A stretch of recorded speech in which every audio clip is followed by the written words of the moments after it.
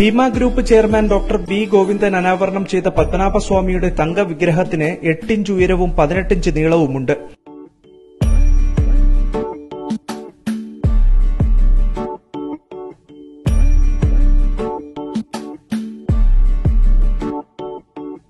ഈ അത്യപൂർവ തങ്ക വിഗ്രഹം നിർമ്മിക്കാൻ 2.8 കിലോ സ്വർണവും ഡയമണ്ട്സും ഉപയോഗിച്ചിട്ടുണ്ട്.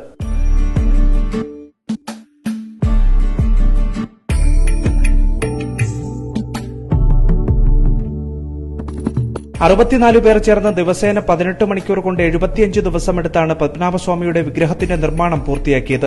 500 ക്യാരറ്റിന്റെ 75,089 വജ്രക്കല്ലുകൾ വിഗ്രഹത്തിൽ കാണാം. ഈ വജ്രക്കല്ലുകളിൽ റൂബിയും എമറാൾഡും ഉൾപ്പെടെ 3,355 മൂല്യമേറിയ വജ്രക്കല്ലുകളുമുണ്ട് എന്നതും പ്രത്യേകതയാണ്.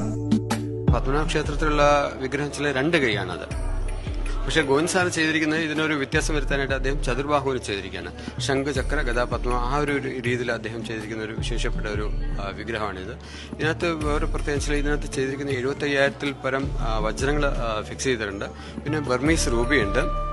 പിന്നെ ഒരു പ്രത്യേകിച്ച് അമൂല്യമായിട്ടുള്ള സാമ്പിൻ എമറാൾഡ് ഇതിനകത്തുണ്ട്. ഇതെല്ലാം കൂടെ ചേർന്നിട്ട് ഏതാണ്ട് ഒരു 10-65 പണിക്കാർ 10-75 ദിവസമായിട്ട് തുടർച്ചയായിട്ട് ചെയ്തിരിക്കുന്ന ഒരു കലാസൃഷ്ടിയാണ്. അമൂല്യമായ കലാസൃഷ്ടിയാണിത്. ഷോറൂമിലെത്തുന്ന ഉപഭോക്താക്കൾ സ്വർണ്ണാഭരണങ്ങളും മറ്റും വാങ്ങുന്നതോടൊപ്പം തന്നെ വിഗ്രഹം കണ്ട് മതിയാവോളം ആസ്വദിച്ചാണ് ഭീമയിൽ നിന്ന് മടങ്ങിപ്പോകുന്നത്.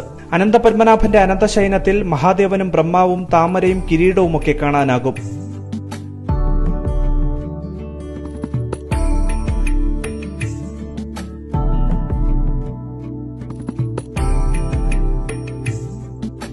വർക്ക്ഷോപ്പിൽ നല്ല എക്സ്പേർട്ട് ആയിട്ടുള്ള പല പണിക്കാരുണ്ട്. അവരെല്ലാം കൂടെ സംയോജിപ്പിച്ചുകൊണ്ട് അവരുടെയൊക്കെ അഭിപ്രായം കൂടെ ചോദിച്ചുകൊണ്ട് ചെയ്തിരിക്കുന്ന ഒരു കലാസൃഷ്ടിയാണത്. ഇതിന് തൂക്കം ഏകദേശം 2.25 കിലോളം ഉണ്ട്.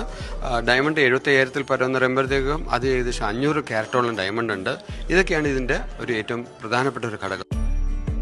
ജൂവലറി 100-ാം വർഷത്തിലേക്ക് കടക്കുന്നതിന്റെ ഭാഗമായിട്ടാണ് തങ്ക വിഗ്രഹം നിർമ്മിച്ചിട്ടുള്ളത്.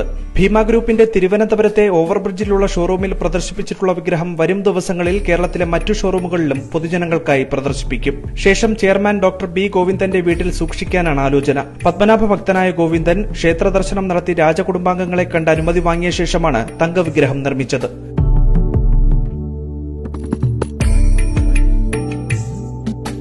C Malayalam news, Thiruvananthapuram.